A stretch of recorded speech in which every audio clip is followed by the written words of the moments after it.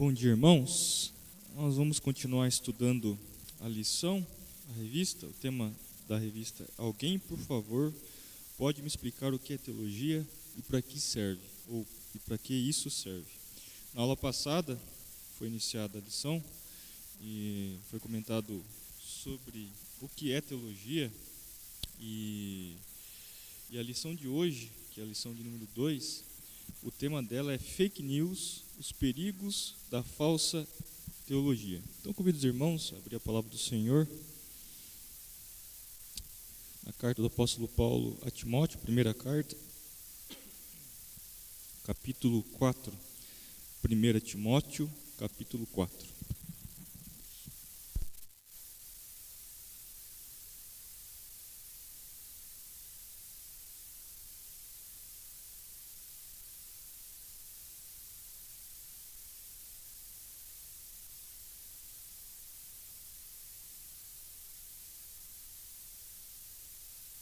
Primeira Timóteo, capítulo 4, nós vamos ler do verso 1 ao verso 9. Diz assim a palavra do Senhor. Ora, o Espírito afirma expressamente que nos últimos tempos alguns apostatarão da fé por obedecerem a espíritos enganadores e a ensinos de demônios, pela hipocrisia dos que falam mentiras e que têm cauterizada a própria consciência, que proíbem o casamento, exigem abstinência de alimentos que Deus criou para serem recebidos com ação de graças pelos fiéis e por quantos conhecem plenamente a verdade. Pois tudo que Deus criou é bom e recebido com ações de graças. Nada é recusável, porque pela palavra de Deus e pela oração é santificado. Expondo essas coisas aos irmãos, serás bom ministro de Cristo Jesus, alimentando com as palavras da fé e da boa doutrina que tens seguido. Mas rejeita as fábulas profanas e de velhas caducas, exercita-te pessoalmente na piedade, pois o exercício físico para pouco é proveitoso, mas a piedade para tudo é proveitosa, porque tem a promessa da vida que agora é e daqui há de ser. Fiel é essa palavra e digna de inteira aceitação. Vamos orar mais uma vez, pedindo que Deus nos abençoe no estudo da sua palavra. Pai, graças te damos pelo privilégio de estarmos reunidos com nossos irmãos, com o objetivo de estudar a palavra do Senhor, a sua vontade revelada. Queremos pedir ao Senhor que o Senhor nos abençoe, que o Senhor nos dê entendimento fiel àquilo que o Senhor deseja que venhamos a entender. Nos ajude a guardar essas palavras no nosso coração, ó Deus, para não pecar contra o Senhor, para não pecar contra o nosso próximo, para viver uma vida santa e piedosa diante do Senhor. Que o Senhor nos abençoe a todos, ó Deus, desde as crianças até os mais velhos. Nos abençoe, ó Deus, ao estudar a sua palavra, nos dê o entendimento dela pela ação do seu Espírito Santo. Nós oramos em nome de Jesus Cristo. Amém. Amém. O termo fake news, que é o estudo dessa lição em relação à teologia, ela significa literalmente, duas palavras em inglês, que é notícias falsas. E geralmente você vê isso muito na mídia tradicional, nas redes sociais, e a intenção dessas fake news é induzir ao erro, prejudicar ou favorecer outras pessoas. Então, essas fake news, elas se tornaram alvo de um intenso debate pelo mundo, aqui no Brasil inclusive, e ela tem o potencial de arruinar, reputações, trazer algum tipo de malefício em relação a diversos assuntos.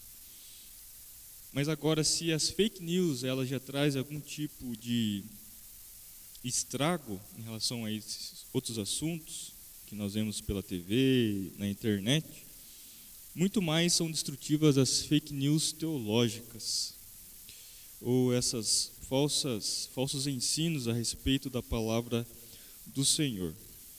E aqui o autor da lição, ele vai comentar a respeito de 4 pontos em relação a esse assunto, e ele inicia aquilo que nós deveríamos nos lembrar sempre: como surgiu esse falso ou esse engano em relação à teologia, esse falso ensino a respeito de Deus.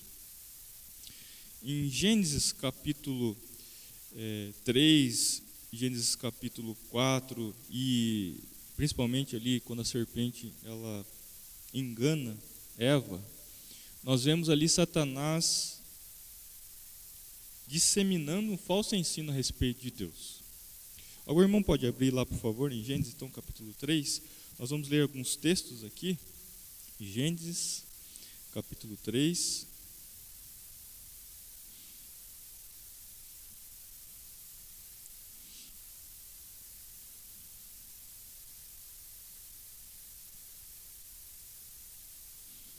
Verso 4 e 5. Quem achar pode ler, por favor.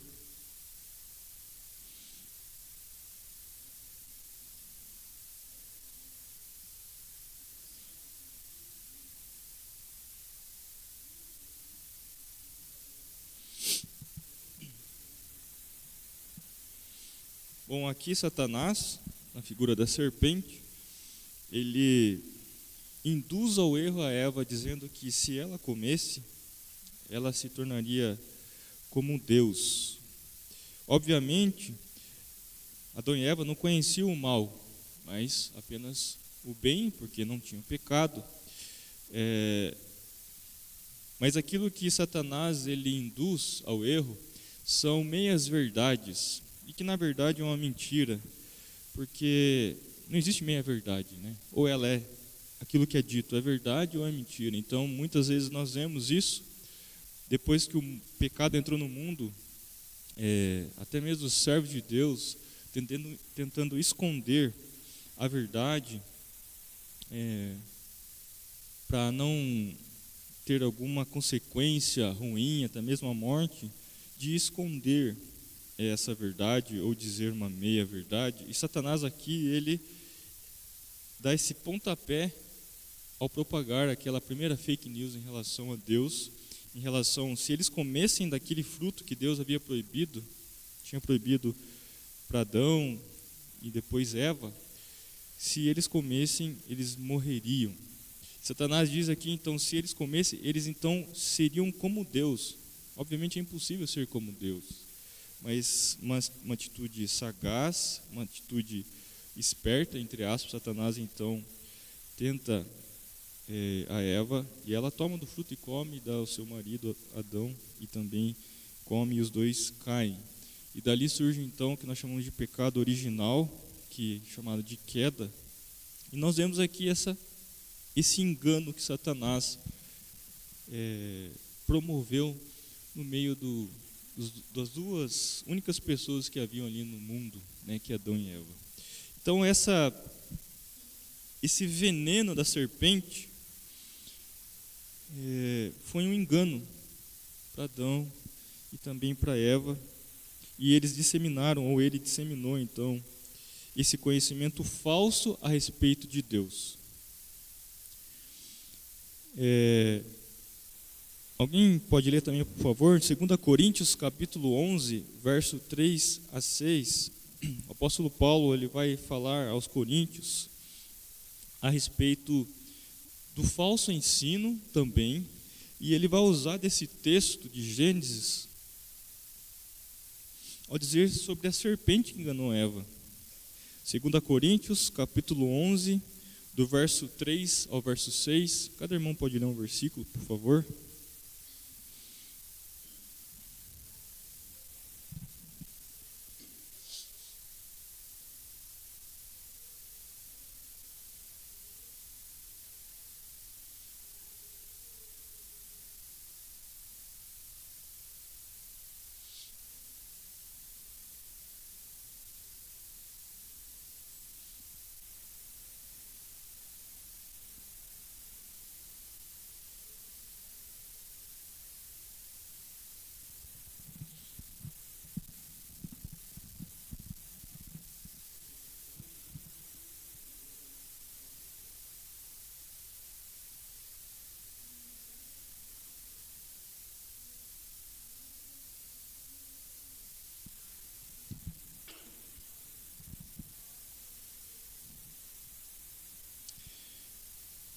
Até aqui.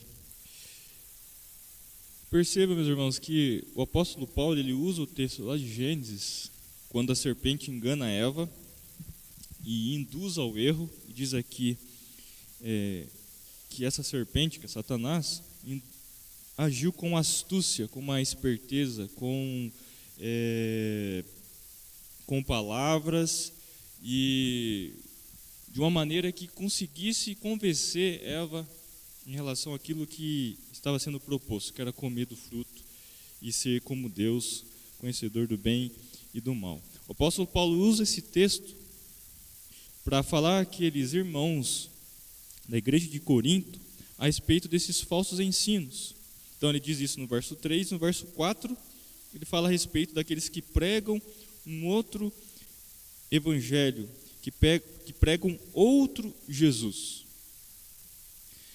Isso nós vamos depois entrar no texto que nós acabamos de ler, que é 1 Timóteo capítulo 4, que às vezes muitos de nós achamos que Satanás, os demônios, eles têm o único objetivo de tirar o emprego, tirar a saúde, destruir casamentos. Não que isso não seja também uma coisa que o mal pode fazer.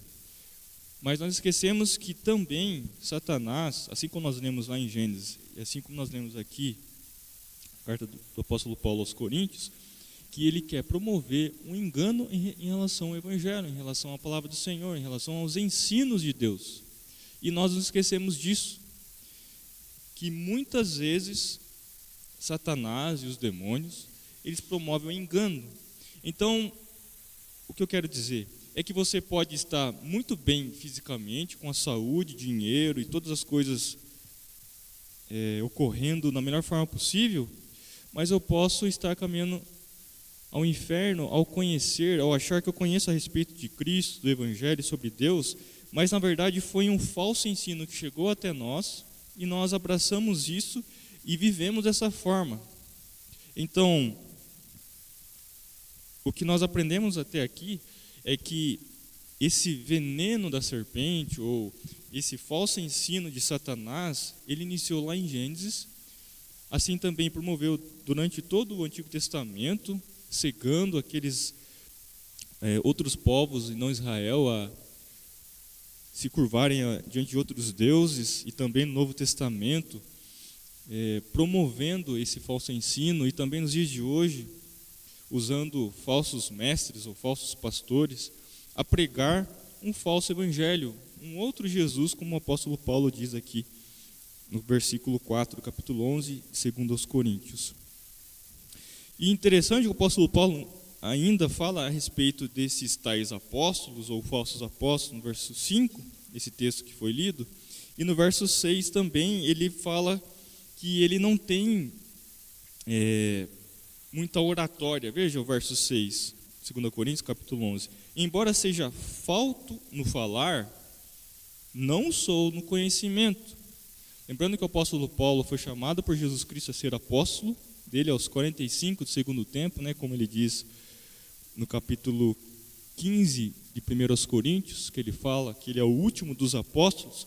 Ele não era muito bom no falar, como ele mesmo diz aqui, mas ele era muito bom no conhecimento, mas esse conhecimento foi dado por Deus. Ou seja, esses falsos mestres, ou esses falsos apóstolos, iam até a esses crentes, pregar um outro evangelho, um outro Jesus, como diz aqui, nós lemos, e de uma forma bastante bonita e com palavras que convenceram aqueles crentes a seguir esses falsos ensinos, assim como a serpente, assim como Satanás agiu com Eva.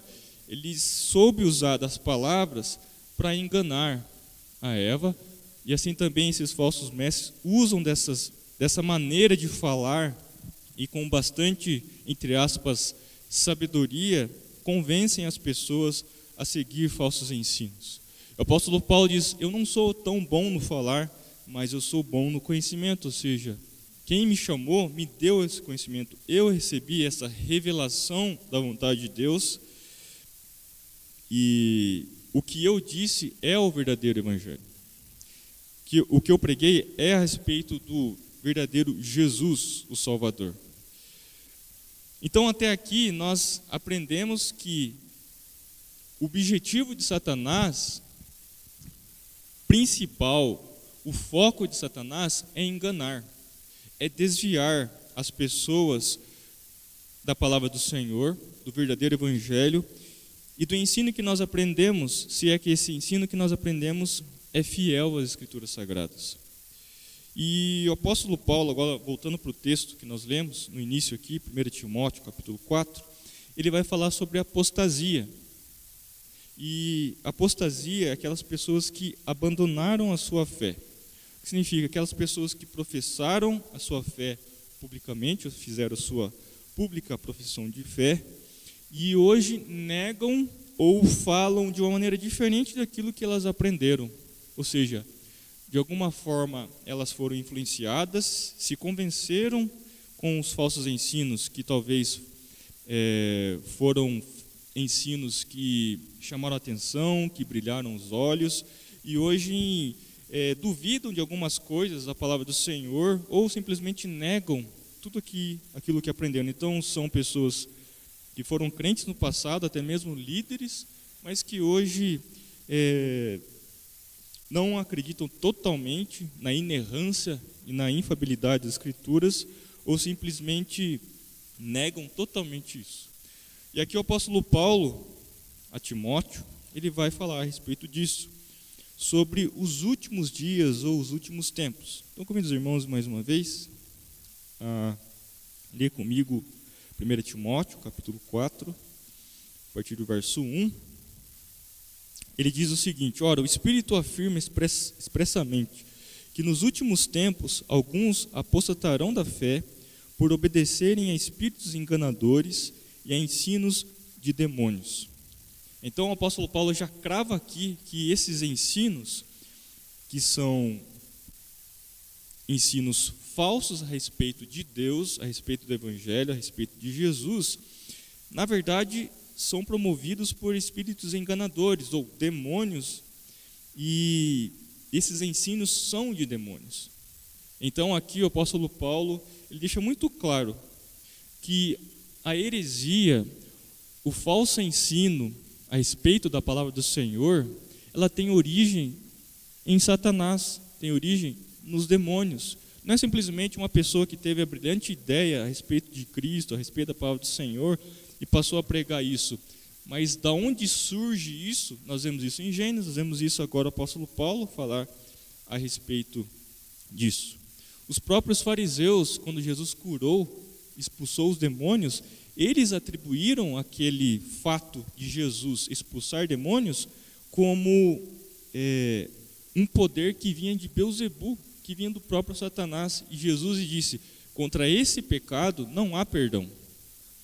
Porque eles atribuíram o milagre de Jesus, o Filho de Deus, o escolhido de Deus, o ungido, o Messias, não como vindo de Deus, mas como vindo do próprio demônio, próprio Satanás. Ou seja, os religiosos da época, que tinham uma falsa religião e que aguardavam o Messias, que eram os judeus que seguiam essa religião dos fariseus, eles não viam Jesus como Messias, mas viam Jesus ali curando como o próprio Satanás ou um próprio demônio.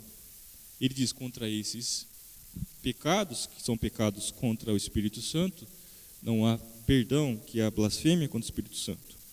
Então, esses falsos ensinos têm origem, como o apóstolo Paulo diz aqui, nos demônios. E diz que isso ocorreria nos últimos tempos. E nos últimos tempos, às vezes, numa lida de forma bem superficial, nós achamos que aqueles últimos dias, no sentido de que estão bem próximos da vinda do Senhor Jesus. Está quase chegando Jesus, retornando, e isso se refere também aos últimos dias. Mas quando nós lemos a palavra do Senhor a respeito dos últimos tempos, ou nos últimos dias, isso se refere entre a primeira vinda e a segunda vinda do Senhor Jesus, em que Ele virá cheio de poder e glória, resgatará a sua igreja, e todos aqueles que o receberam vão morar na eternidade com Ele. Então, os últimos tempos, nos últimos dias, nós já estamos vivendo esses últimos tempos, e esses últimos dias, então? E durante esses últimos dias, alguns apostatarão da fé. Alguns abandonarão a fé. E esse abandono na fé, como nós comentamos aqui, é que deixarão de seguir os ensinos verdadeiros que estes aprenderam, estes professaram a fé, e passaram a seguir uma outra doutrina, um outro Deus. Ou eles não negam totalmente Deus, mas vivem de acordo com o seu orgulho, que nós vamos ver isso mais adiante, de acordo com o seu, entre aspas, achismo, as suas opiniões, e etc. E ele continua no verso 2: pela hipocrisia dos que falam mentiras e que têm cauterizada a própria consciência. Naqueles tempos onde havia teatros e as pessoas usavam aquele tipo de máscara, em que tinha desenhos sorrindo, tristes, bravos, que usavam aquelas máscaras em festivais e músicas. Daí vem a ideia da hipocrisia, ou a pessoa que é hipócrita. Poderia usar uma máscara triste, mas por trás da máscara estava feliz, ou poderia usar uma máscara feliz e estava triste por trás daquela máscara, e vice-versa. E aí vem a ideia da hipocrisia, ou seja, aquilo que é aparente, tem uma aparência, mas na verdade, internamente, não existe essa verdade. E diz que esses falam mentiras e que têm cauterizado a própria consciência. A ideia de cauterizar, aqui o que o apóstolo Paulo usa, é como você se fere e aquilo é usado algum ferro quente que foi passado pelo fogo e é colocado sobre aquela ferida, e aquela ferida é cauterizada, e quando aquele ferro quente encosta naquela pele ela fica sem sensibilidade mais, porque queimou os nervos, queimou ou nervos mesmo, né, que por meio deles a gente sente dor, alguma coisa assim. Isso significa que quando aquele ferro muito quente tocou aquela ferida e cauterizou aquele sangramento, e aquela parte ali da região daquela pele, daquele corpo, não tem mais a sensibilidade. Então você toca, você não tem mais sensibilidade naquela cicatriz. É a mesma ideia. Essas pessoas que receberam esses falsos ensinos, aceitaram esses falsos ensinos, vivem de acordo com esses falsos ensinos, chegou nesse ponto que agora eles não têm mais sensibilidade de compreenderem que o que eles estão vivendo é uma hipocrisia, é uma vida aparente que segue a Deus, mas que na verdade não segue mais o verdadeiro Evangelho, o verdadeiro Deus, ou o verdadeiro Jesus Cristo. Então a sua mente está cauterizada, a sua consciência, o apóstolo Paulo diz isso, não tem mais sensibilidade à pregação da palavra de Deus que é verdadeira. Então, essas pessoas sempre vão tentar justificar a sua vida, a maneira como ela anda. Às vezes não negam a Deus, mas seguem um falso Deus. Oram, até mesmo falam a respeito de Deus, mas estão vivendo um engano. A sua mente está cauterizada, a sua consciência está cauterizada em relação à palavra de Deus, a verdadeira palavra de Deus. E diz aqui ainda que esses falsos ensinos que estavam sendo promovidos naquele lugar, no verso 3, esses pregam a proibição do casamento, diz o verso 3, e exigem abstinência de alimentos. E o apóstolo Paulo diz que esses alimentos, o próprio sexo, dentro do casamento, foi criado por Deus, e diz aqui que Deus criou para serem recebidos com ações de graças pelos fiéis e por quantos conhecem plenamente a verdade. Então, a vida sexual dentro do casamento, a nossa alimentação, e esses alimentos quem criou foi Deus, devem ser recebidos com ação de graças. Uma coisa é você se abster de alimentos porque você escolheu não comer certos de alimentos. Mas outra coisa é você se abster de alimentos e dizer que por motivo de estudo da palavra de Deus ou por motivo religioso você se abstém de alimentos. O que o apóstolo Paulo está ensinando aqui é que esses falsos mestres usavam da palavra de Deus para proibir o casamento e proibir alguns tipos de alimentos. Então, o que o apóstolo Paulo nos ensina é que nós devemos receber essas coisas como criadas por Deus e com ações de graça, ou com ação de graças.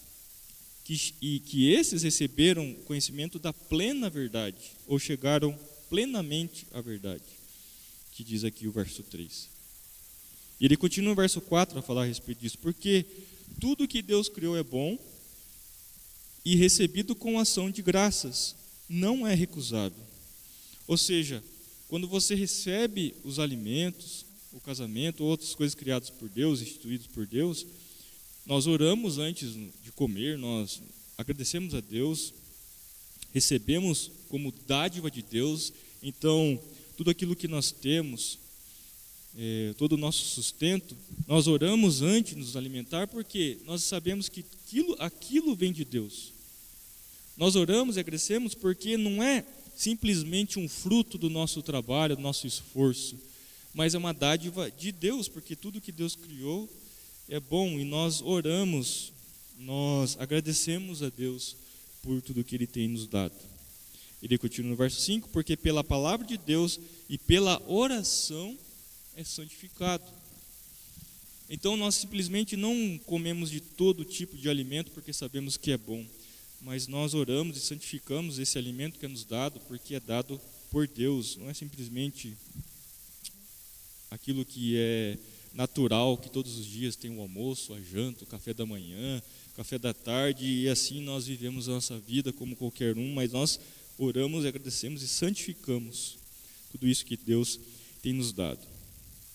Então aqui, sobre esses falsos ensinos, que às vezes nós vemos algumas denominações a pregarem a abstinência de alguns tipos de alimentos, e nós aprendemos aqui que tudo vem de Deus e deve ser recebido com ação de graças, são falsos ensinos, são falsas pregações a respeito disso.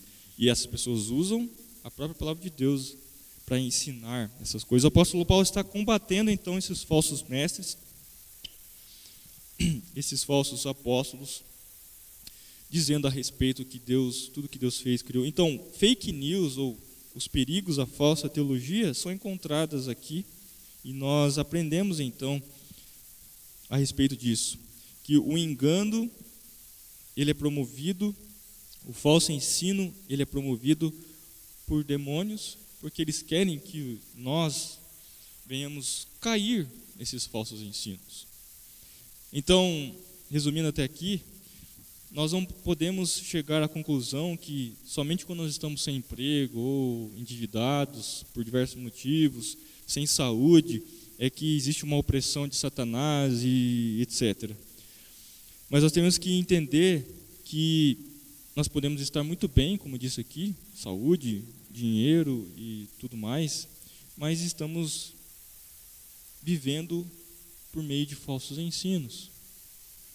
E é disso que nós devemos tomar o cuidado, sabendo que esses ensinos são promovidos por demônios e espíritos enganadores que querem nos tirar do caminho, ou querem fazer com que creiamos num falso evangelho, num falso Cristo ou num falso Deus.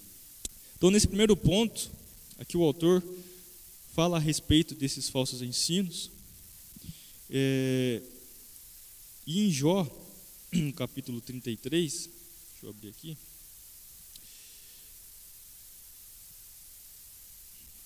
Jó diz o seguinte, Jó capítulo 33, verso 14 e 17.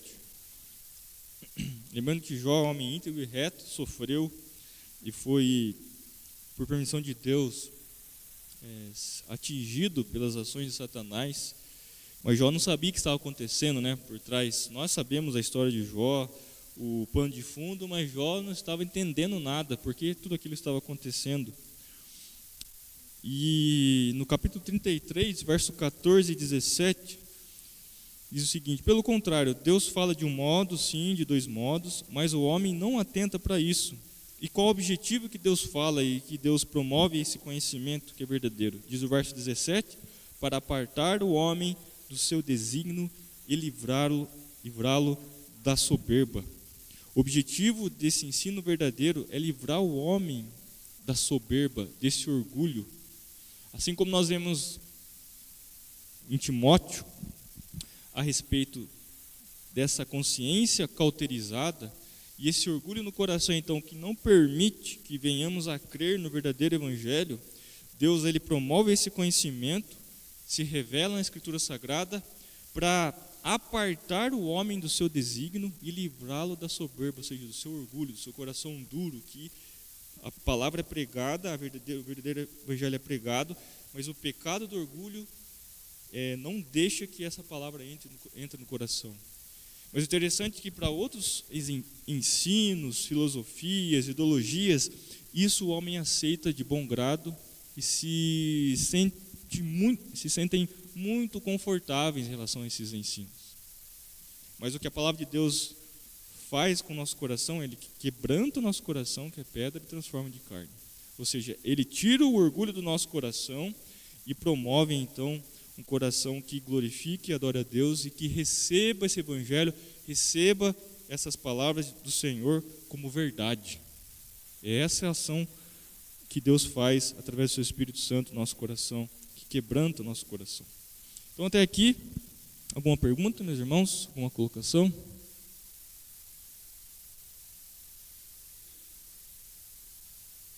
Nós vamos para o próximo ponto, sobre os bezerros de ouro. Todos nós conhecemos a passagem, quando Moisés sobe ao monte para receber as leis do Senhor, os ensinos do Senhor, e lá embaixo o povo começa a ficar preocupado por que Moisés não descia, estava demorando.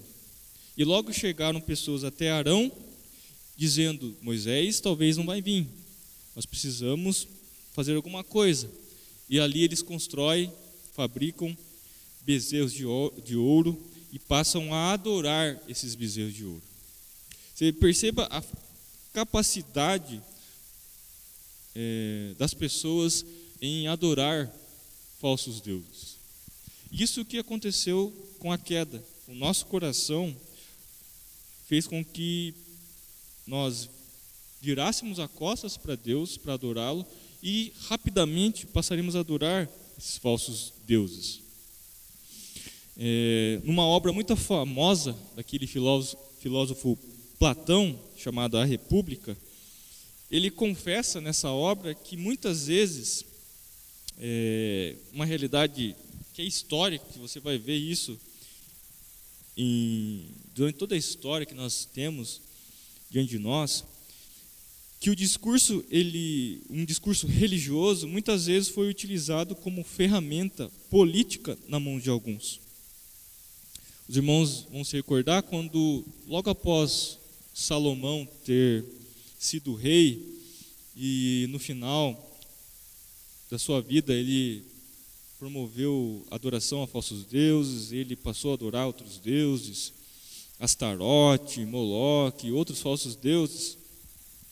Mesmo sendo um homem muito sábio, o que nós chegamos à conclusão que a sabedoria em si, por ser muito inteligente, muito com um intelecto bastante avançado, isso não quer dizer nada que você vai deixar de pecar.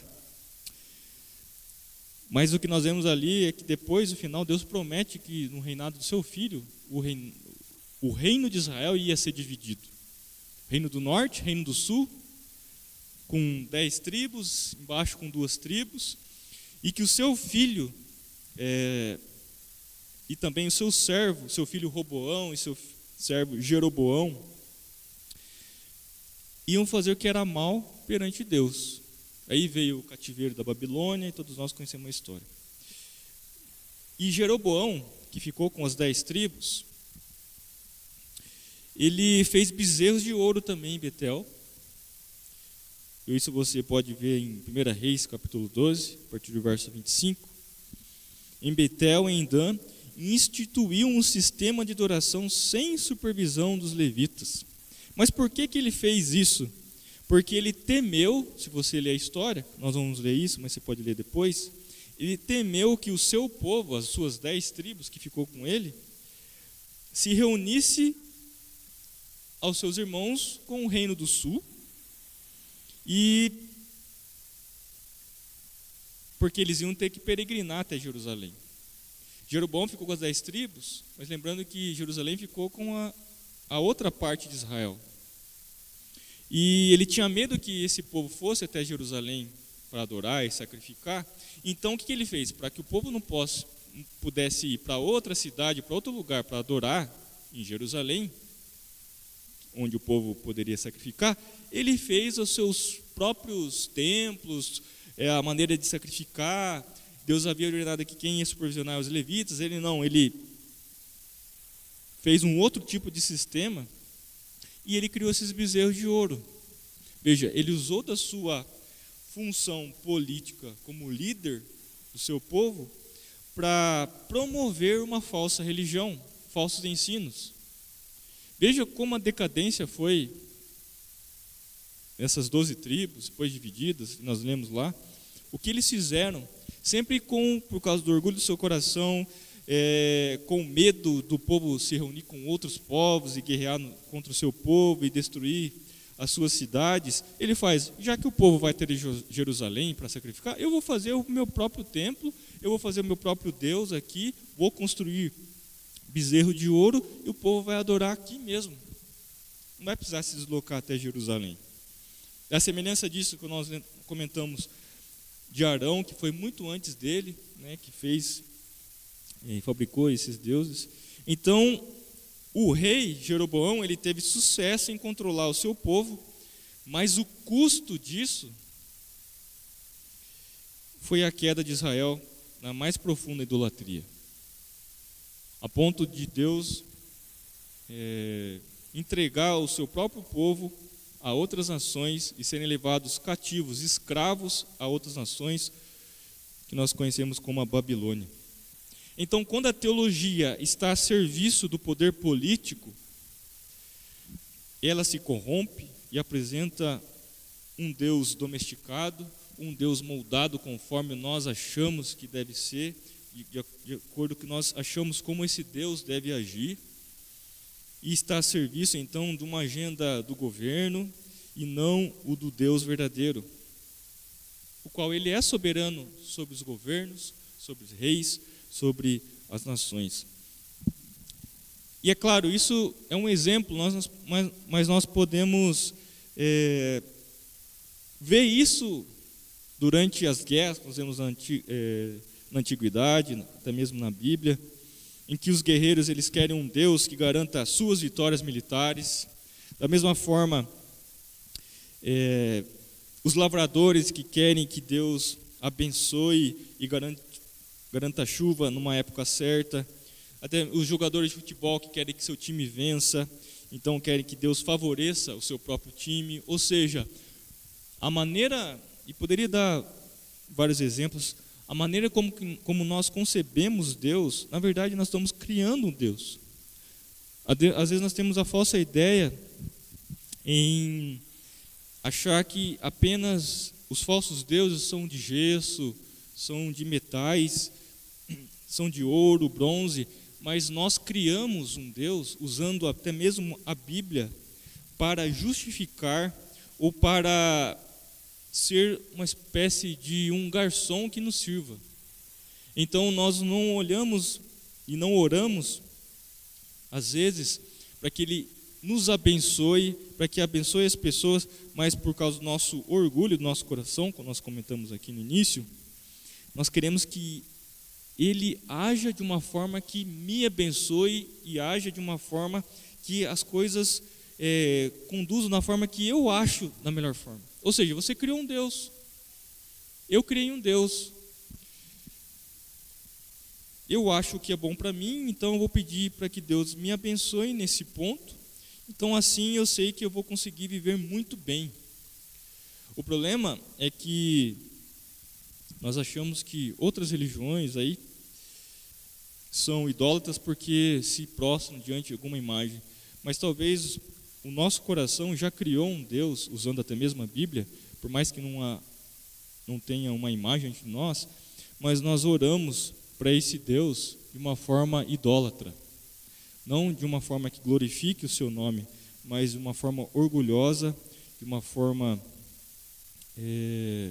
problemática para a nossa vida, achando que os nossos problemas, as nossas dificuldades vão ser resolvidas conforme nós achamos, na maneira que nós achamos que devem ser resolvidas. Aí nós vamos ver até mesmo exemplos da nossa vida e pessoas que estão ao nosso redor que precipitaram em suas escolhas, apenas dizendo que oraram, mas apenas agindo de acordo com um ritual somente, mas não com uma fé verdadeira, uma fé bíblica, mas dizendo, eu vou fazer assim e lá na frente Deus vai me abençoar, e muitas vezes tentando a Deus, agindo de forma não bíblica, e assim agindo lá na frente, achando que Deus vai nos abençoar, vai resolver mais à frente. O que nós criamos muitas vezes são esses bezerros de ouro, esses falsos deuses, e usando a própria religião, usando a própria Bíblia para justificar ou para nos dar a segurança que estamos, através de orações, leitura bíblica, estamos agindo. Mas o que nós vemos aqui, como Jeroboão e outros homens de Deus na Bíblia, é que eles usaram todas as maneiras também para adorar e criar deuses. E a princípio as coisas deram certo, entre aspas, mas resultaram numa profunda idolatria do povo de Israel, do povo de Judá. Alguma pergunta, meus irmãos? Segundo ponto, uma colocação até aqui. Então nós vemos a respeito do engano da serpente que foi promovido lá em Gênesis, esses bezerros de ouro que são esses falsos deuses que foram criados e são criados até nos dias de hoje, usando até mesmo a Bíblia para promover o que nós vemos, os absurdos aí. Cada irmão poderia citar aquilo que vê na internet, aquilo que ouve falar. E a respeito desse dogma, dessa doutrina do insensato que o autor vai colocar aqui. A falsa teologia, ela sempre começa como um falso conhecimento de Deus. Ela fala a respeito de Deus, já que estamos falando sobre teologia, mas esse conhecimento de Deus, ele é falso. E inevitavelmente se torna um conhecimento, adoração e serviço a falsos deuses. E esses falsos deuses, como nós comentamos aqui, pode ser diversas coisas, não simplesmente estátuas, estatuetas, mas coisas que nós criamos no nosso coração. As primeiras menções desses ídolos, esses deuses, nós encontramos no episódio lá de Jacó com Raquel, em que Raquel ela furta da sua própria casa, né, seu pai Labão, e essas pequenas, essas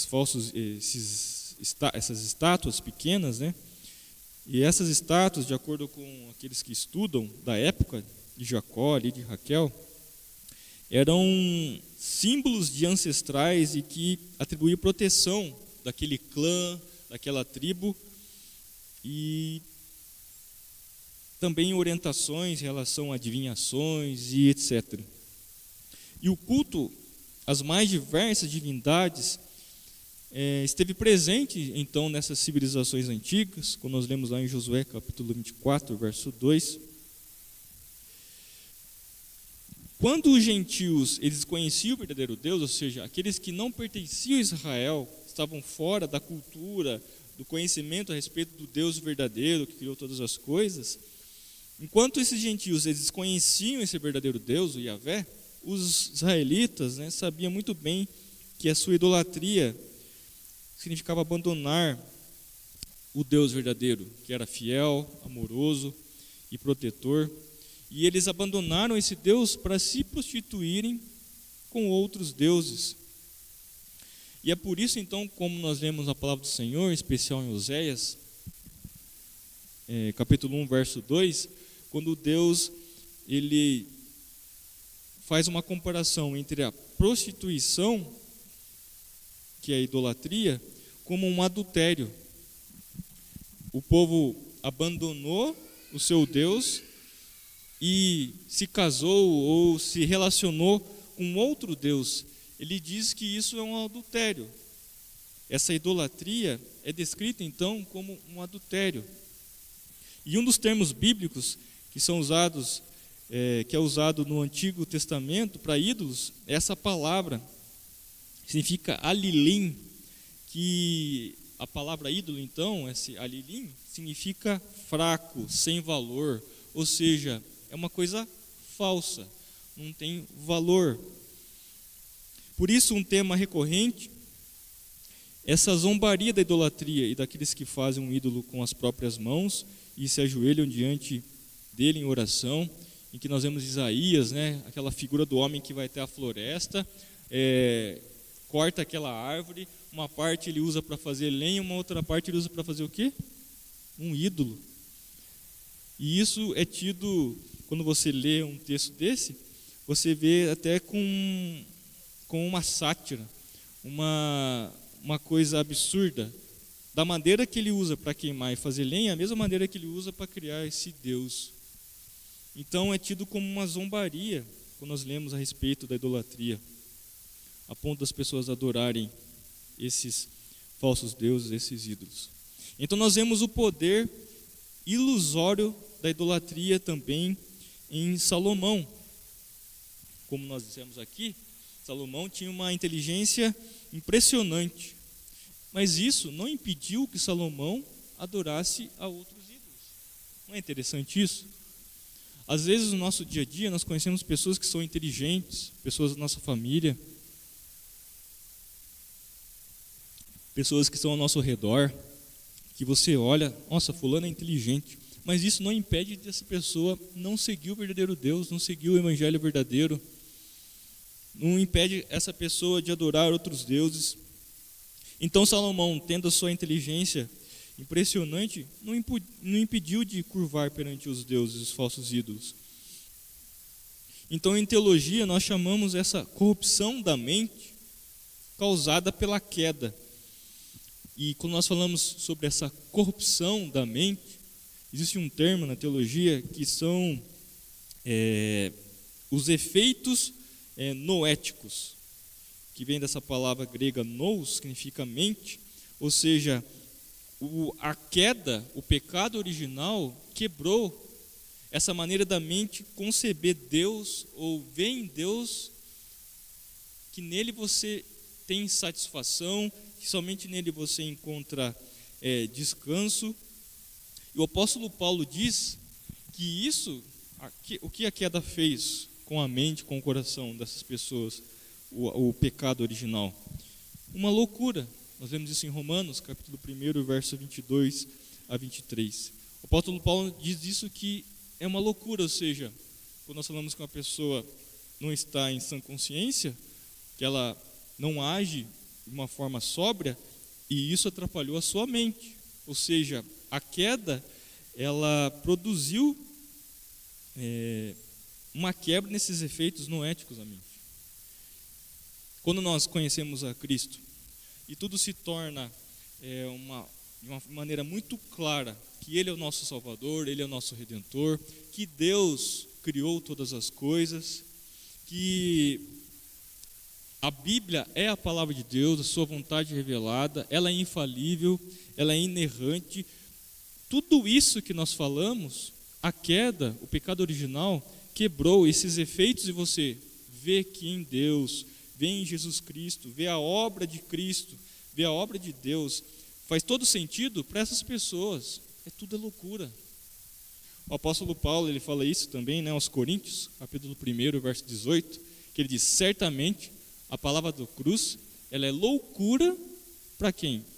Para os que se perdem, mas para aqueles que são salvos, e que estão sendo salvos, ela é o quê? Poder de Deus. Ou seja, tudo isso que faz sentido para nós, salvação, cruz, morte, nós aceitamos e recebemos isso, por obra não nossa, do Espírito Santo, para as pessoas que não atribuem salvação em Cristo, um homem morto, crucificado, e por sua morte nós somos salvos, as pessoas não creem nisso. É o que o pecado original fez, a queda fez, ela quebrou os efeitos de compreender que em Deus eu compreendo, e ao ler a palavra de Deus eu vejo que ela é a verdade. Então, essa corrupção da mente foi causada pela queda desses efeitos noéticos. João Calvino, todos nós conhecemos muito bem, ele afirmou que a imaginação do homem, ou o coração do homem, em suas institutas, muito conhecidas também, ela é uma fábrica de ídolos, uma perpétua fábrica de ídolos. E evidentemente no Ocidente que nós vivemos, industrializado, nós não somos atraídos mais para estatuetas, os baalins que nós vemos na palavra do Senhor, mas ainda nós podemos buscar segurança, felicidade, conforto na criação, ou seja, no trabalho, no dinheiro, no próprio casamento, no sexo, nas coisas que eu posso ter. E também é um tipo de idolatria, pois isso se baseia na falsa crença de que esses bens materiais, aquilo que eu posso ver, pode comprar, pode dar esperança. O que nós vemos nos nossos dias é que as multidões, as pessoas, têm procurado alívio para a sua vida vazia nisso. Acho que vão encontrar solução para as suas vidas nos bens materiais, no dinheiro, no trabalho, no casamento, filhos e por aí vai. Então essa irracionalidade produzida pela falsa teologia, esse falso ensino, pode adquirir uma forma extrema. Por um lado, nós percebemos que existem falsos ensinos que promovem uma idolatria no coração e passam a adorar um Deus falso. Existe por um outro lado que chega no extremo, que é negar a existência de Deus, os chamados ateus ou o ateísmo. Então, aponto essa irracionalidade, que é produzida por essa falsa teologia.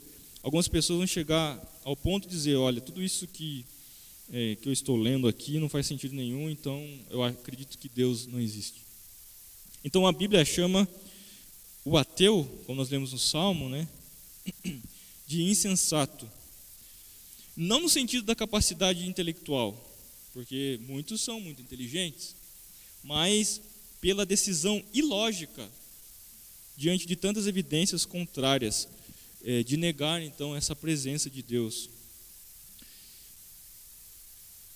E essas pessoas são motivadas então por um desejo profundo de viver, sem ter de reconhecer sua dependência, sem ter de prestar contas dos seus atos, como diz o Salmo 14:1, Salmo 53:1.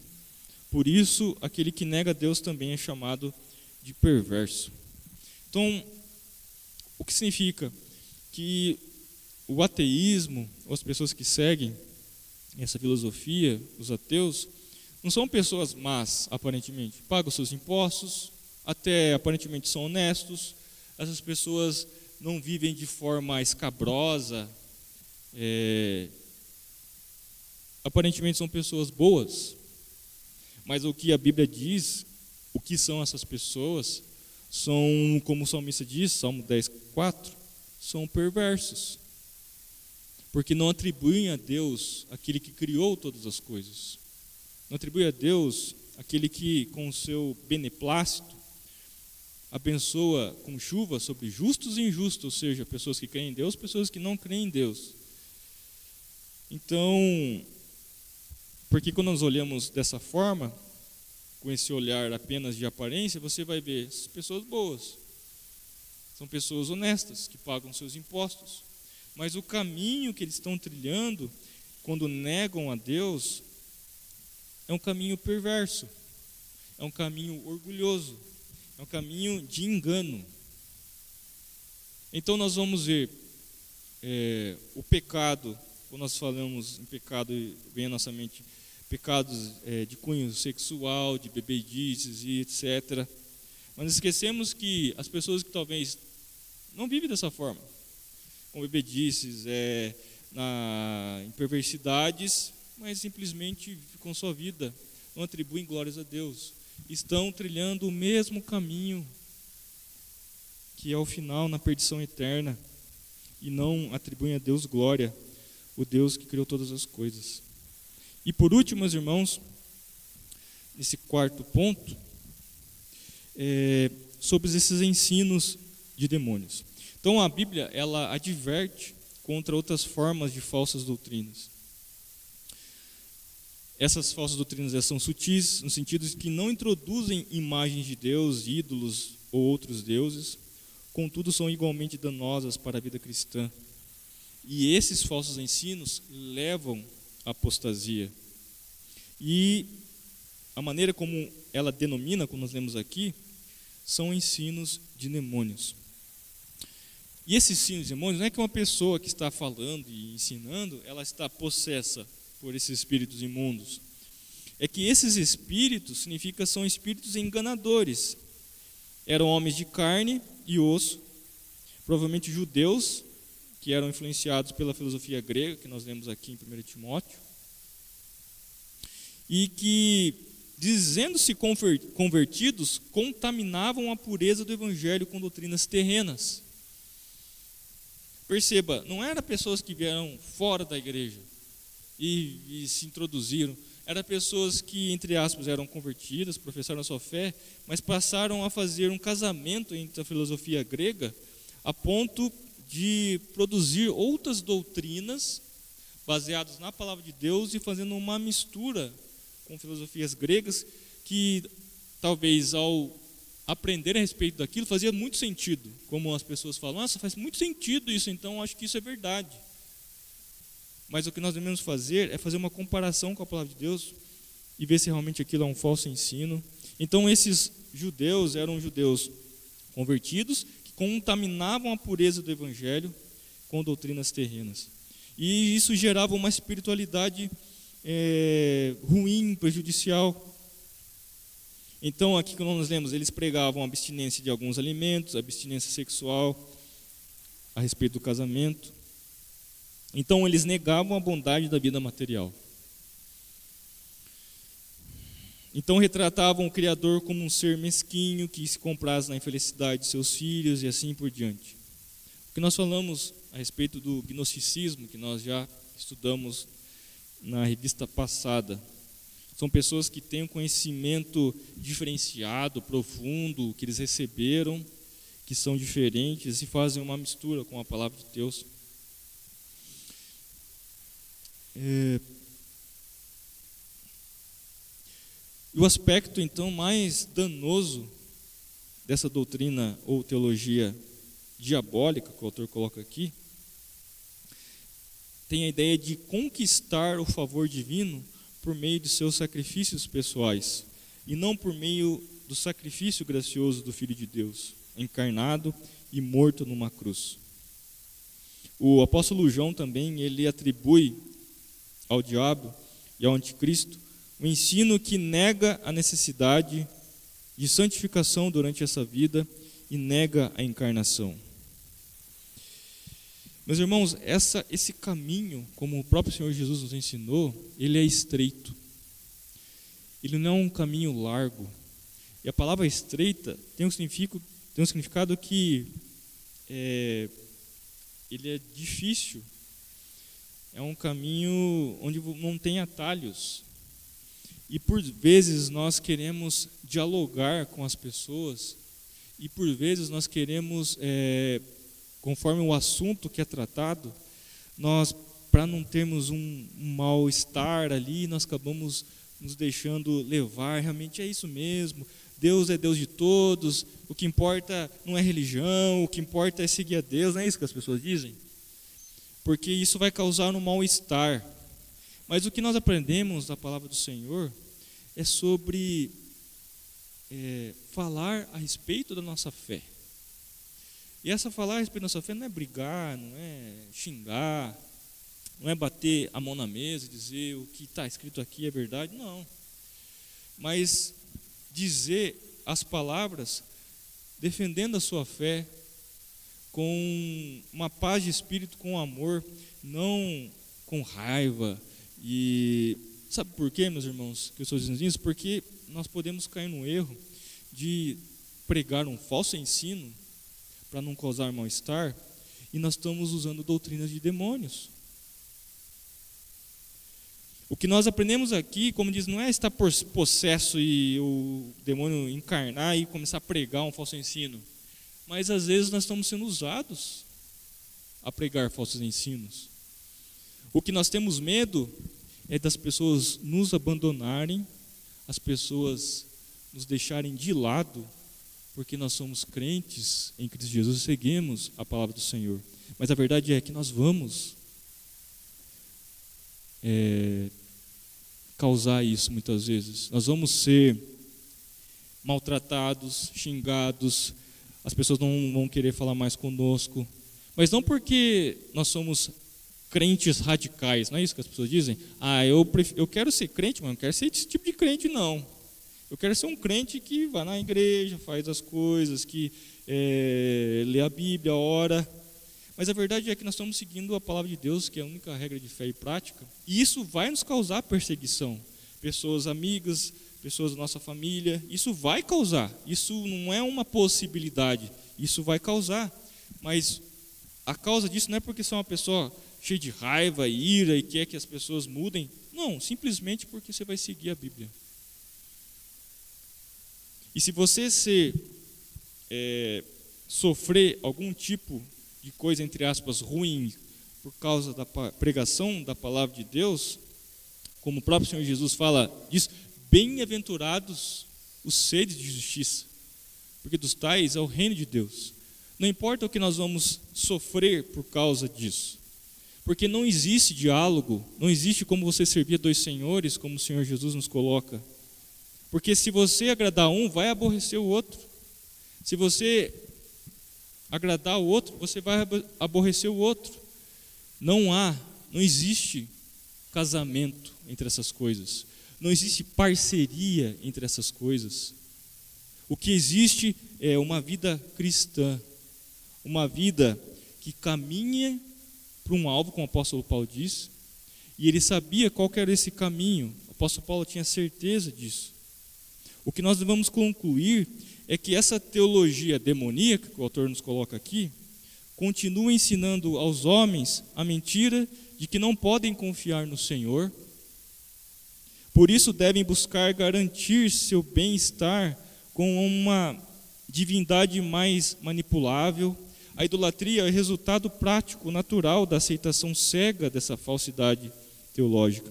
Mas a teologia do engano adquire variadas formas. Pode ensinar falsidades sobre Deus, uma falsa adoração de Deus, adoração a falsos deuses e falsas maneiras de servir ao Deus verdadeiro. De todo modo, sempre será um impedimento para que os pecadores conheçam Deus verdadeiro e um impedimento à igreja de Cristo para amadurecer, a se santificar. Aplicação, meus irmãos, algumas delas que o autor nos coloca aqui, é uma pergunta: que importância você dá à correção doutrinária? Faça uma autoavaliação. Se você se muda para outra cidade, você vai escolher uma igreja local pela qualidade da música, pelo conforto das dependências, pela receptividade das pessoas, proximidade do local, doutrina ensinada? Reflita sobre suas preferências, o que elas revelam. Você já tinha percebido a conexão entre a falsa doutrina e a idolatria e o ateísmo? Qual a sua opinião? Qual seria a melhor vacina contra a falsidade doutrinária? De que forma nós temos combatido, entre aspas, a falsa doutrina? Nós devemos pregar o verdadeiro evangelho. Nós só vamos conhecer e diferenciar o falso evangelho do verdadeiro evangelho se nós conhecermos o verdadeiro evangelho. E que Deus possa nos abençoar, que Deus possa nos ajudar a trilhar esse caminho estreito, mas é o caminho que conduz à salvação, e que agrada a Deus. Amém?